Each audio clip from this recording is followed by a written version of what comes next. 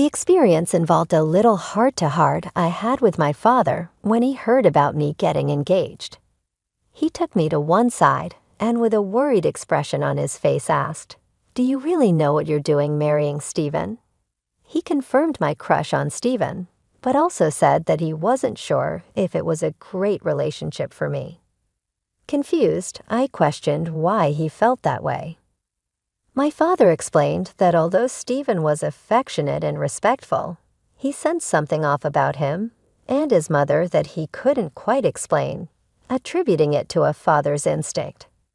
Despite my protests, my father shared his observations that Stephen often bragged about my wealth to his friends, portraying me as a trophy rather than a partner. He was worried that Stephen's affection was not genuine. At that time, I brushed off my father's concerns, blinded by love and the desire to cling to a relationship that I believed would sustain me. Especially after losing my mother 3 years prior and with my father's health declining. My father had built his wealth through savvy investments and hard work, setting a comfortable life for us. I, too, was making a decent living from my job. In contrast, Stephen and his mother Megan came from a modest background and often expressed their dissatisfaction with not having enough. Even after moving into my house post-marriage, they remained unhappy, always yearning for more luxurious and expensive lifestyles. Looking back, I realized that perhaps my father saw what I couldn't see at the time.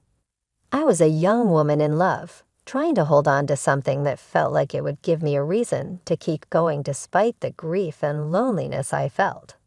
Stephen and Megan, while they became my new family, perhaps weren't the sanctuary I hoped they would be.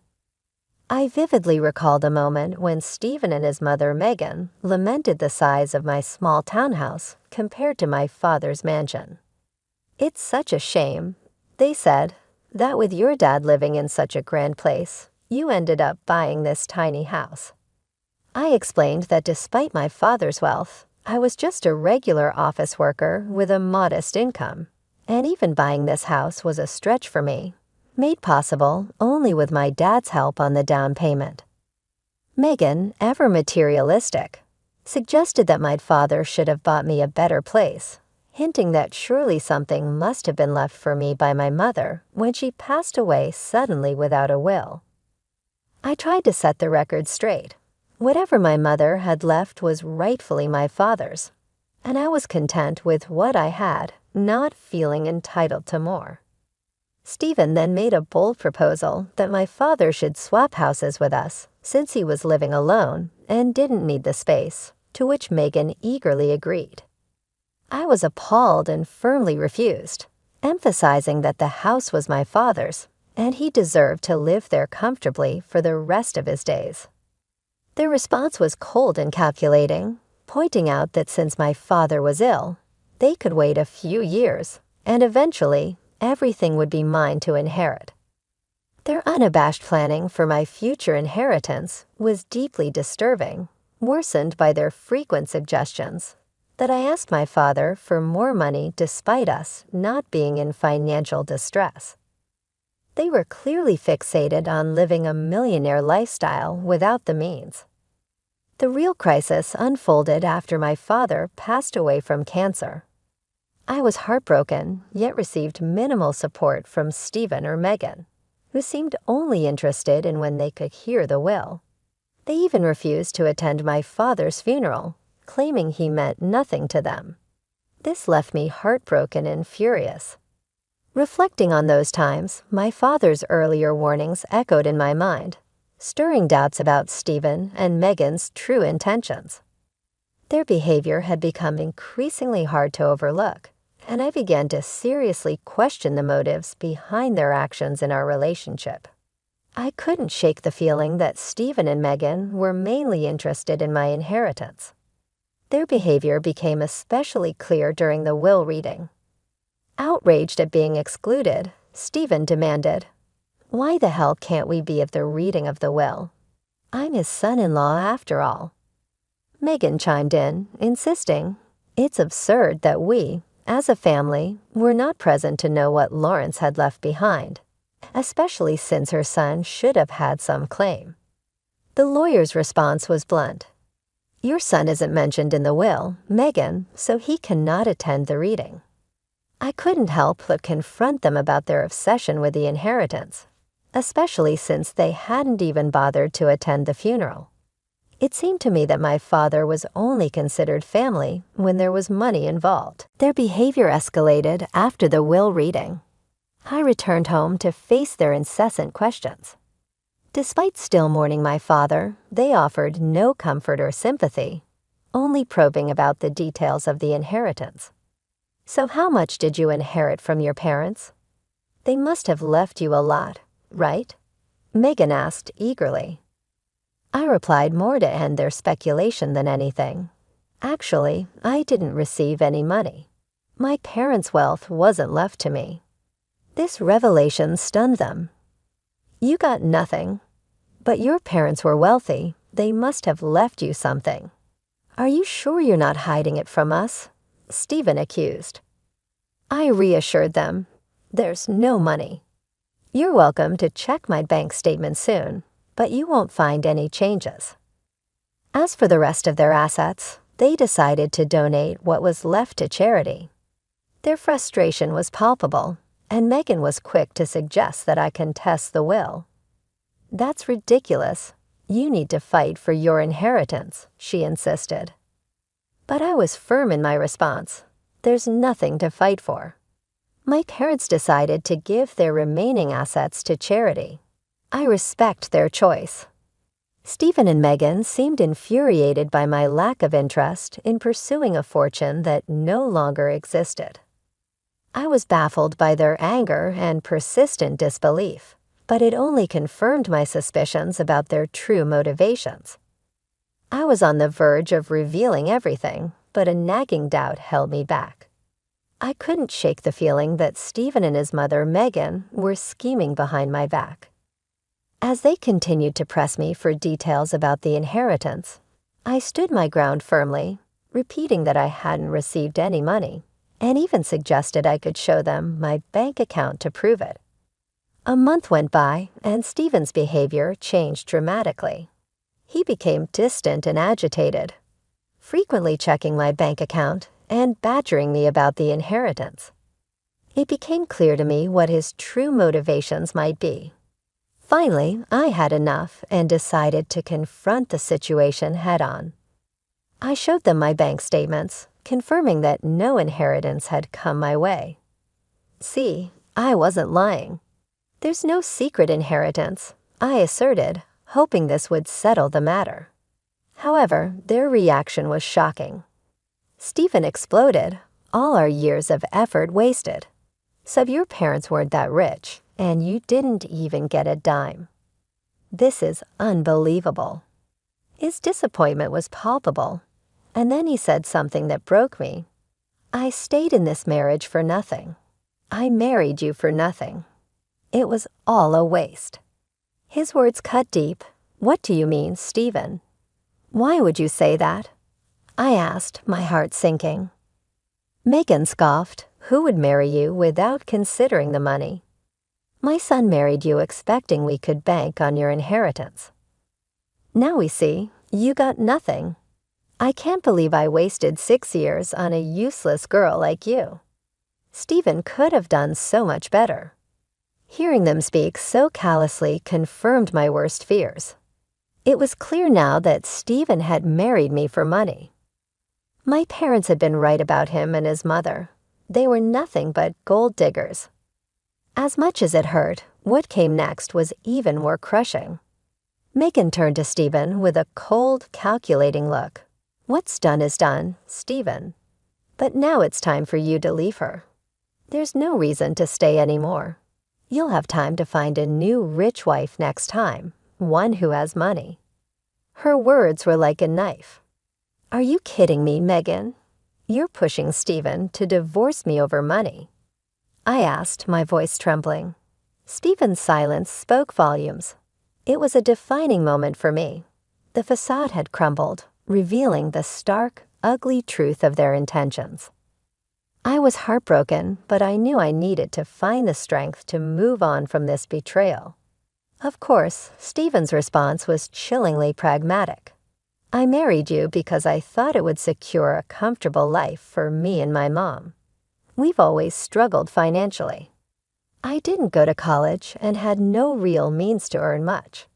I thought marrying you would change that, assuming your parents would leave you a substantial inheritance that you would share with us.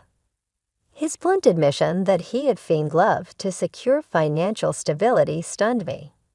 He continued, "It was the only way I thought I could give my mom the life she deserved.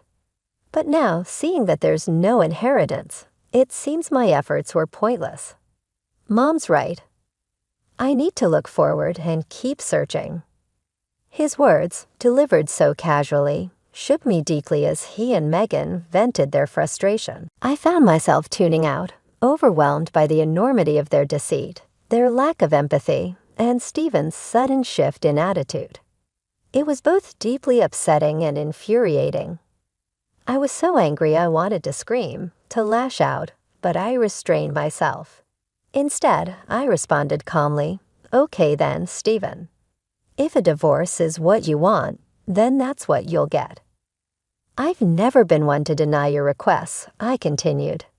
"Consider this a final favor, Megan," I added firmly. "Don't think this means you can take alimony from my son. We'll fight you tooth and nail before you see a cent of that," Megan interjected sharply. "I don't have much money at the moment," I replied calmly. "So here's what I propose. A mutual divorce with no division of assets or alimony. You don't have much, and neither do I right now. If you forgo alimony, I'll agree to sign and not claim anything further from you."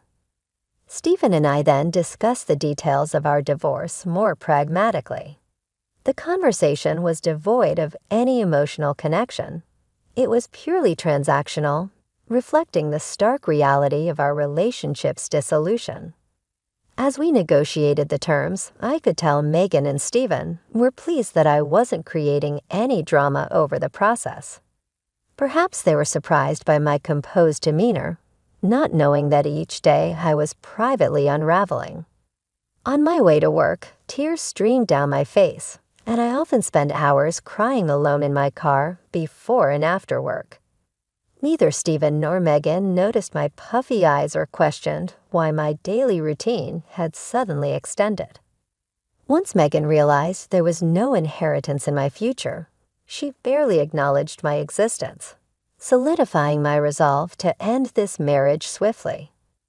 I made arrangements for Stephen and Megan to move out of my house and into a rented apartment nearby. They settled in quickly, and as the divorce proceedings advanced, Stephen, true to his agreement, did not claim any part of my house. I, in turn, did not seek alimony. To him, it was a straightforward exchange. On the day our divorce was finalized, I decided to take one last step. I visited their rental to return my wedding and engagement rings. Standing at their doorstep, I said, "I just want to return these. This marriage brought nothing but distress into my life, and I prefer not to keep any reminders of it." Megan scoffed, seizing the moment to taunt me. "Are you sure? You might need the money. It's amusing. You once looked down on our poverty, and now look at your situation. My son is being generous by letting you keep the rings. You might need to sell them when your job falls through." Her words stung, but I retorted with a laugh, which seemed to confuse both Megan and Stephen. "Why would I need to sell the rings for money, Megan? You don't need to feel embarrassed for me. We already know my parents left me nothing. They lost it all to poor decisions, leaving their daughter with nothing. Or so you think." My laughter in the face of their cruelty and misunderstanding seemed to unsettle them. I could see a hint of annoyance in Stephen's expression, perhaps embarrassed by his mother's blunt crudeness.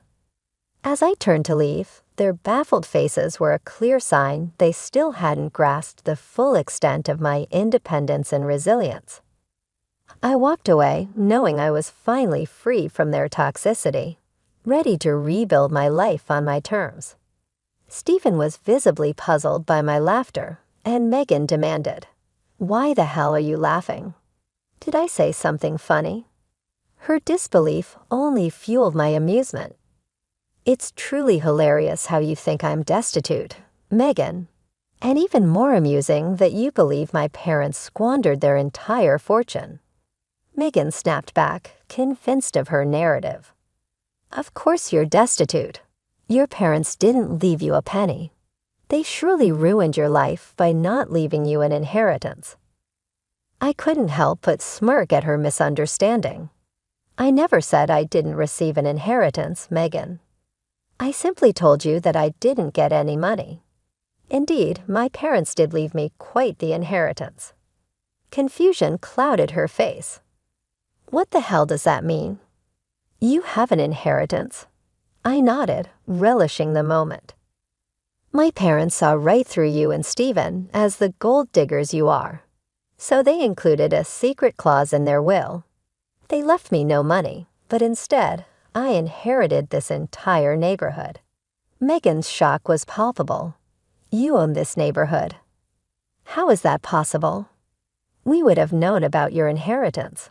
We even signed our lease with an estate manager who didn't mention the owner's name." My parents wanted me to wait for a year before claiming my inheritance, I continued. "They wanted me to test you and see if you were with me for money or love. You failed that test, and now you won't receive anything from me." The estate manager was appointed by my parents to manage the property until I could claim it. They were very clever, you know. "That's impossible. I don't believe a word you're saying. You're just embarrassed because you have no money," Megan retorted, disbelief etched across her face. Stephen chimed in, skeptical yet curious. "Oh, really? Is that what you think happened?" His tone was mocking, but there was a hint of doubt. "Well, why don't we just call the landlord and find out from him?" "Go ahead," I encouraged, knowing well what the outcome would be. With a mix of defiance and desperation, Megan and Stephen called their landlord, who was indeed the estate manager. As they listened, their expressions transformed from confident to shocked. The estate manager confirmed everything I had said. After hanging up, their faces were a mix of anger and panic. "You lied to us," Megan accused, her voice trembling. "You tricked us into thinking you had nothing." Standing there, watching their realization dawn, I felt a strange mix of vindication and sadness. Their obsession with wealth had blinded them to the value of genuine relationships, and now they were reaping the consequences of their greed and deceit. Stephen and Megan stood there dumbfounded as they grappled with the fact that I now owned the entire housing community. "You've kept all this wealth to yourself. You tricked Stephen into divorcing you and made sure he wouldn't claim anything," Megan accused, her voice tinged with desperation and betrayal. I couldn't help but laugh at their attempt to twist the narrative. "It's quite ironic that you're calling me the trickster," I responded, the irony of their accusation not lost on me. "Stephen, you married me under pretenses, claiming love where there was none. Megan, you coached him into this and even pushed for the divorce, thinking there'd be no financial loss for you. If anyone's the scammer here, it's both of you." The truth was simple. They had inquired about my financial gains from the inheritance, and I answered honestly. This was all a big misunderstanding. But what's done is done.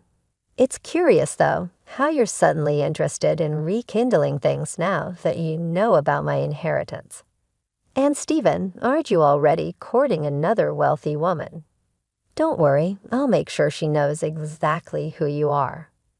As they realized the severity of their situation, Stephen and Megan began to plead. Stephen even dared to ask me not to interfere with his new relationship if I wasn't willing to give him a second chance.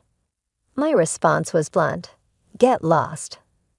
Additionally, I informed them that they would be evicted once the property transfer was finalized, Over the following weeks, they repeatedly showed up at my doorstep, begging for forgiveness. Their desperation was palpable, especially since they already had an eviction on their record, which would make finding a new place difficult. The only reason they were still on my property was that I had instructed the estate manager to allow it temporarily. Taking action, I reached out to Stephen's new interest and told her everything. She was appalled by their actions and ended things with him immediately, even showing me their exchange of texts as proof of the breakup. After this debacle, when Stephen and Megan resorted to verbally attacking me, I had no choice but to call the police. Their actions had crossed all boundaries of decency, confirming that my decision to distance myself from them was not just right but necessary. Once the inheritance was officially transferred into my name, I didn't hesitate to evict Stephen and Megan from the property. They seemed shocked that I followed through with my threat, despite their initial disbelief. They did attempt to come back onto my property, prompting me to call the police. The officers gave them a stern warning, and I proceeded to file for a restraining order to ensure they would stay away. Word of our altercation quickly spread throughout the town, and soon enough, everyone knew about their deceitful behavior. As a result, they found themselves socially ostracized, which forced them to leave the city and try to start fresh elsewhere. Meanwhile, I've been relishing my newfound financial independence, liberated from the clutches of gold-digging leeches. I'm now free to enjoy my life and the wealth my parents wisely left me, ensuring it would benefit someone who truly appreciated their legacy.